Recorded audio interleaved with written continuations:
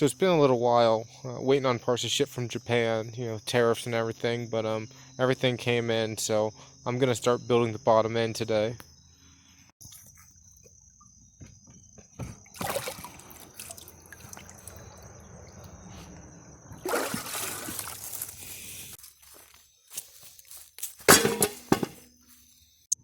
So as you can see here, since we modified the crank to have more counterbalance for more horsepower, we will have to modify the stock block slightly, but it should lead for a bit more weight reduction and faster revs. So I'm going to show you how to install that aftermarket piece.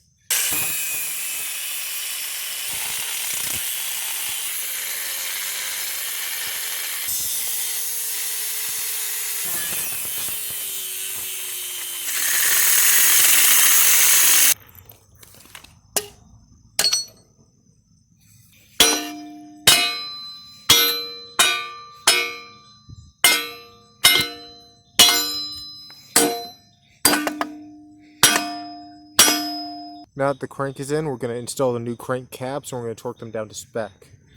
Whenever you're doing bottom end work, make sure to use some of this stuff just so that everything stays in place while you're working on it. I've seen a lot of engine builds go south because everything just moves around and torque just doesn't go to spec. So make sure to use this stuff amply.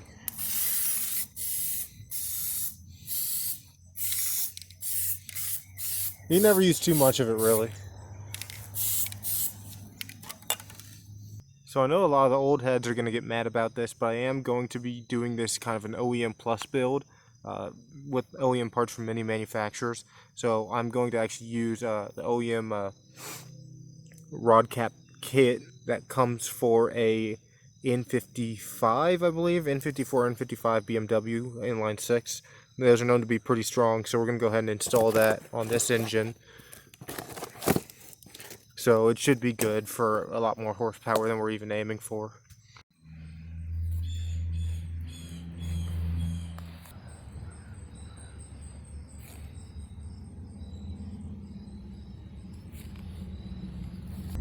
And as any good engine builder knows, you do want to use any extra protection you can. Since this is going to be high horsepower, we will put some retainers on there. These are also OEM BMW. They come with the kit, just to make sure that these hanging pins don't come loose.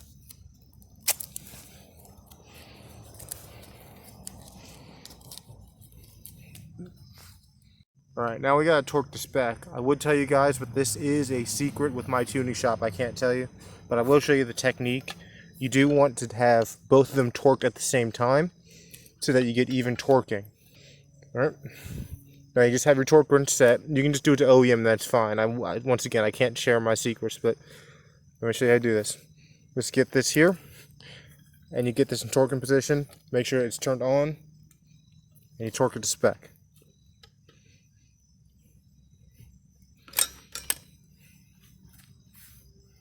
And this is how it should look when you're done with this part of the bottom end.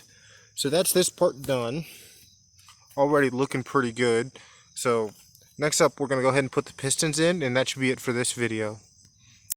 Alright, pistons are pretty easy. I just bought some new ones. These are from Engine Tech. These are for high compression.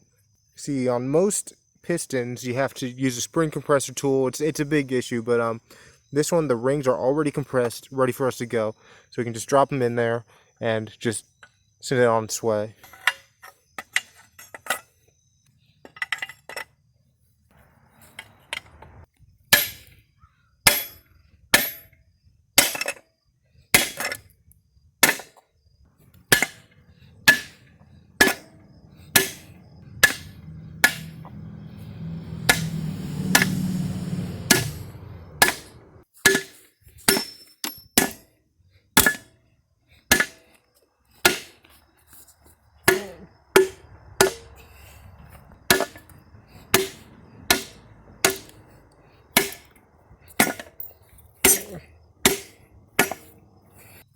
Alright, so that went pretty smooth. The only issue is that one of the retaining bolts for the crank did come loose, but that's not very hard to fix, so I'll show you how to do that really quick.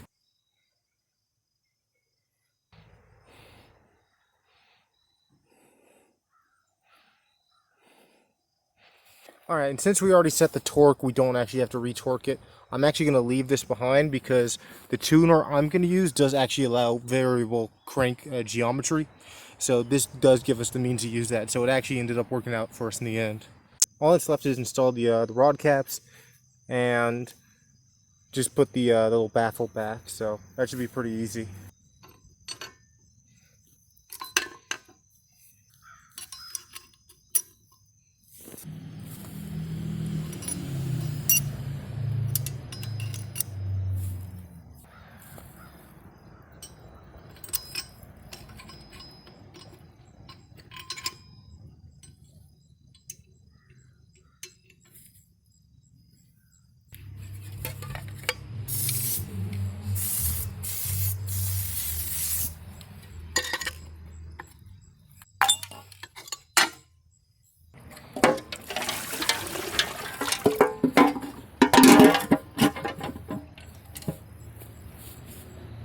Looking pretty good.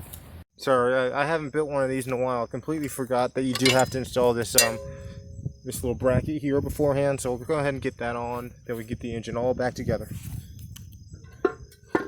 You guys know me, I do like to go a little overboard, so we're going to put a little extra bit lube on each of the cylinders.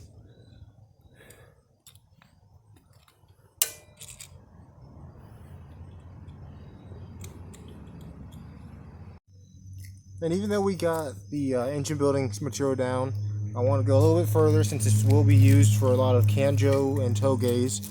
You do want to use the right stuff for the job.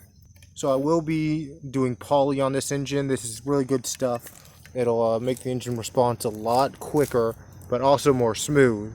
So we'll just go ahead and lay down this on the engine, and that should have us set.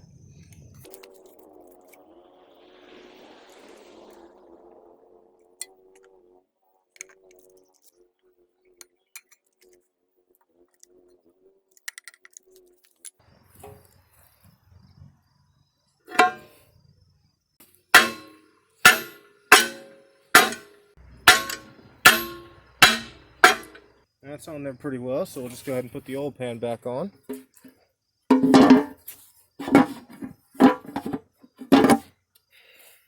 Actually, almost forgot. Got to go ahead and apply some new adhesive.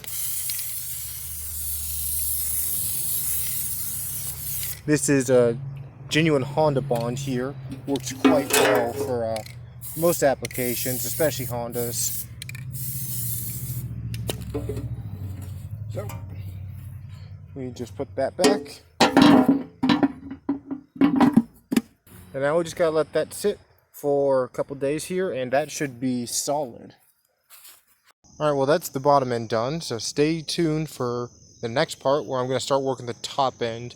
That's going to be a more detailed process due to how I want to build it, so it might take a couple parts, but stay tuned, progress will come, and can't wait for next time.